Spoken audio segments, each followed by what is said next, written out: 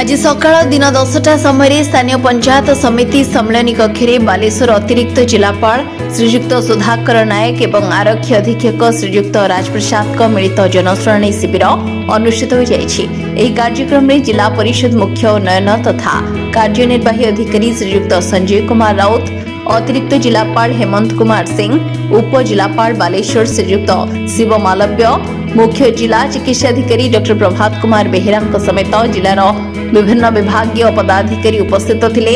Simulia block अधीनस्थ समस्त ग्राम पंचायत 94 जन अभियोगकारी निज निजर नाम पंजीकरण करी अभियोग फर्द उपस्थापन करथिले। एथिरे 81टी व्यक्तिगत अभियोग होइतिबा बेले 10टी सामूहिक अभियोग और 3टी रेडक्रॉस सहायता निमंते दरखास्त प्रदान करथिले। उक्त शिविर में 9टी अभियोगर तत्काल समाधान करा जायथिला।